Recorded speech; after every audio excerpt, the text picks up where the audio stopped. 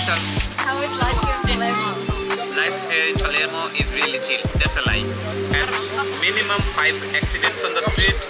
Every day I see 10 people getting into like a fight with each other. But yeah, it's nice.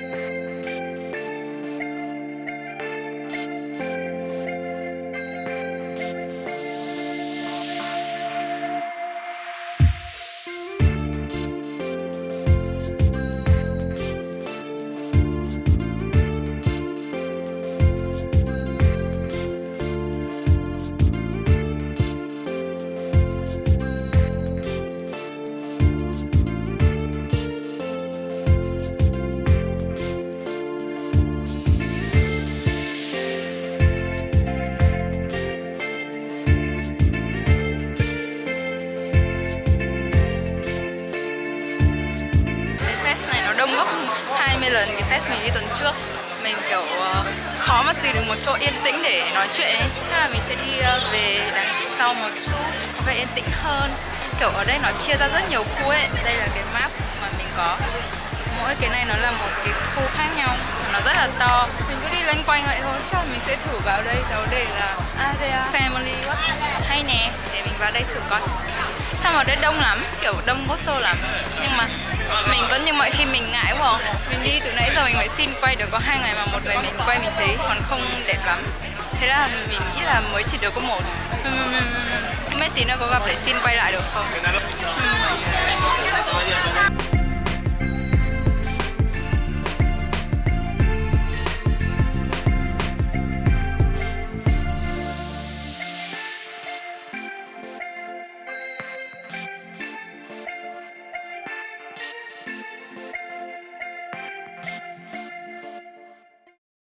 Mình vừa mới đi vào cổng, thế là mình đã gặp ngay hai anh chị coaster khách mời hôm nay trên xe buýt.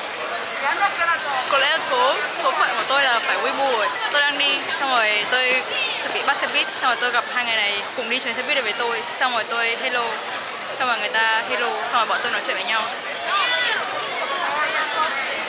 Nhưng mà tôi chỉ được ở lại đây đến khoảng buổi chiều thôi. Bây giờ tôi đang đứng ở cái quảng trường để thấy ai sinh thì tôi sẽ bắt lại để quay video. Tại vì tôi vẫn ngại nên là kiểu tôi vẫn phải mất một lúc tôi mới dám gọi người ta lại để quay ấy. Vì kiểu nhiều khi tôi cũng quay như xịt nên là tôi cũng kiểu bị lo lắng các thứ. Nhưng mà tôi sẽ cố gắng. Con này thì nó có khá là nhiều thứ, nó có khu game, nó có khu cho cosplay, nó có khu cho comic. Ê, giống như kiểu là đọc truyện tranh ngày xưa xong rồi thấy mọi người đi Comic Con xong rồi sẽ có khu dành cho mangaka, khu dành cho cosplay các thứ ấy. Đấy, kiểu mình cảm thấy thật happy bởi vì cuối cùng mình cũng đã được đi một cái Comic Con giống như là trong truyện tranh mình đọc ngày xưa. Mình đi fest ở Việt Nam nhiều rồi nhưng mà fest Việt Nam thì thường là sẽ tập trung vào hai thứ, một là poster, hai là các tiết mục sân khấu. Còn ở đây thì người ta có rất nhiều hoạt động xuyên suốt luôn. Tức là ở Việt Nam thì những cái gian hàng thì nó cũng không có chia khu ra một cách quá là rõ ràng ấy, nhưng mà cái không gian ở đây thì nó có nhiều building, nó có nhiều tòa nhà khác nhau và mỗi tòa nhà thì sử dụng cho một mục đích khác nhau. Và mình đi mấy cái exhibition ở bên này thì mấy cái khu vực để tổ chức sự kiện của họ cũng hay chia ra không gian riêng như thế. Mình thấy cái đấy khá là hay và nó cũng là một cái khác biệt so với fest ở Việt Nam của mình. Fest Việt Nam thì thường là sẽ làm trong trung tâm thương mại, điều hòa mát rượi rượi với một cái open space rất là to và mọi người sẽ kiểu cứ đi vòng vòng quanh đấy thôi chứ cũng không có chia ra nhiều tòa nhà khác nhau. Còn ở đây thì đây nó có cả ngoài trời, xong rồi nó có cả trong nhà và nó có một cái khu sân khấu riêng để DJ rồi quẩy các thứ vào buổi tối, nhưng mà mình sẽ không ở lại đến tối tại vì Palermo khá là xa Messina, hôm nay là thứ Bảy thì mình nghĩ là ngày mai chủ nhật sẽ có nhiều cosplayer hơn, nhưng mà mình phải đi về thôi bởi vì mình đi kiểu 4 tiếng, 3 3 tiếng, 4 tiếng tính cả đi xe buýt. Nhưng mà để về nhà thì cũng sẽ phải đi một quãng đường khá xa ấy. Và mình thì cũng không muốn đi thuê nhà để ở lại đây chỉ để đi Comic Con, nên là mình quyết định đi về trong ngày thôi. Kiểu thuê nhà ở đây cũng rất đắt. Mình nghĩ là đi 2 người thì nó sẽ đỡ hơn, nhưng mà mình đi có một mình à. Nên là mình thấy thuê nhà ở một mình một hôm chỉ để đi Comic Con thì nó quá là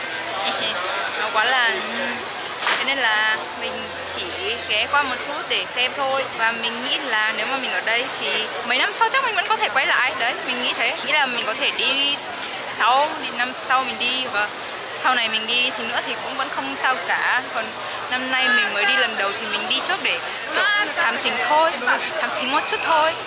Xem kiểu mình cũng mới trở lại với việc đi fest nên là mình cũng vẫn còn khá ngại ngùng ấy. Đấy, cũng cố gắng ăn mặc các thứ.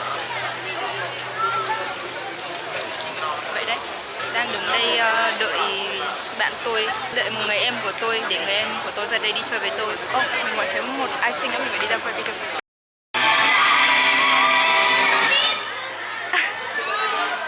Người ta đang test thôi.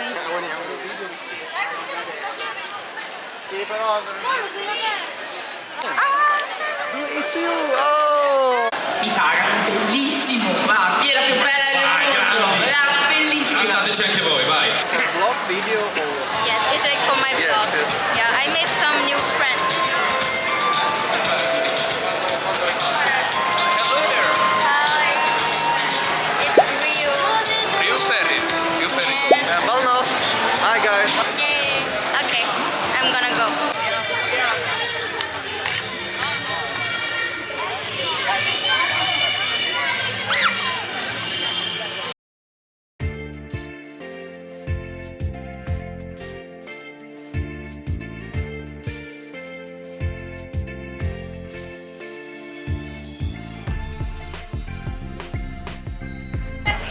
Bye bye, có lẽ không con. Đây, xanh ninh mà.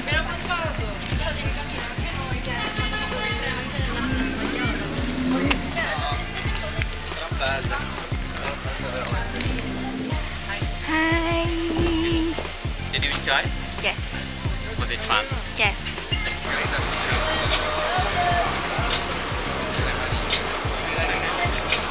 Mình đã đi ra khỏi convention rồi. Bây giờ mình đang đi chơi với Faisal. I'm sorry that I missed the convention, but I'm really glad that you had fun. Thank you. Thank you. Why I say thanks you?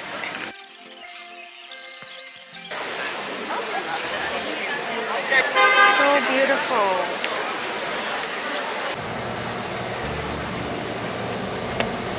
Đây chính là về nhà tôi. Cảnh ở ngoài xinh đẹp.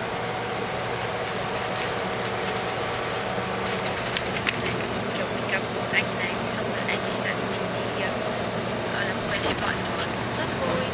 Thật ra mình gặp cái anh này từ Messina con, xong rồi đến đây lại gặp lại, tự dưng đang đi thì gặp nhau thôi, xong rồi kiểu mình cũng không có gặp hai anh chị guest dắt mình vào lúc đầu mình đi chung xe buýt, thế xong rồi hai anh chị dắt mình đi vào luôn, thế xong rồi sau đấy thì bọn mình có hẹn nhau là bao giờ anh chị thay ra đồ của thì bọn mình sẽ gặp lại nhau thì mình sẽ chụp ảnh chung, nhưng mà xong rồi sau đấy thì mình không gặp lại họ, mình là có lúc về trong tương lai mình sẽ gặp lại người ta để mình kiểu có thể chụp ảnh kỷ niệm và kiểu mình có thể cảm ơn người ta, cũng là một kỷ niệm rất là vui để có những cái mối duyên nó không ngờ như vậy.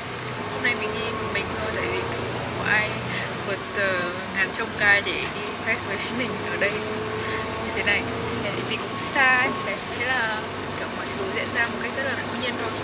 Cái hôm trước mình đi Messina Con thì mình bị mệt ấy. Nhưng hôm nay mình không bị quá mệt, mình mang đồ ăn rất là đầy đủ và mình ăn uống rất là đầy đủ trước khi đi, xong rồi đến nơi thì mình cũng mang theo nước điện giải rồi các thứ, nhưng mà không cần phải dùng đến tại vì mình không bị quá mệt. Xong rồi mình uống trà sữa trước khi đi, ăn no trước khi đi, đấy thế là trộm vía quá mệt. Mà ở đây thì có cả điều hòa nữa nên là hoàn hảo. Thì tuần sau có một cái fest nữa mình cũng chưa biết là mình đi không, nhưng mà mình cũng rất là muốn đi. Nếu mà có duyên thì mình sẽ lại đi tiếp và chúng mình sẽ gặp lại nhau ở một cái convention tiếp theo ở trên hòn đảo này. Bây giờ là 8 giờ 35 và mình đã về đến Messina. Mình đang đi bộ ra ra bến xe buýt trải nghiệm một ngày đi Palermo. Bạn nào mà rảnh ấy thì mình nghĩ là hoàn toàn có thể để đi chơi Palermo trong ngày. Mình đi xe buýt thì nó khá là nhanh và rẻ hơn đi tàu, đi khoảng 3 tiếng là đến nơi. Mà mình đi chuyến lúc 9 giờ bắt đầu đi từ Messina đến Palermo là gần 12 giờ. Xong rồi mình đi chơi đến 6 giờ chiều. Không cái đây.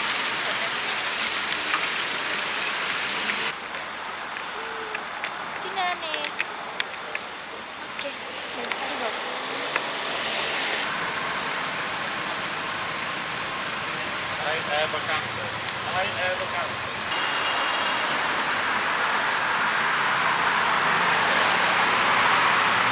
Ở đây không vẫy tay là người ta đi mất đấy, người ta không dừng lại.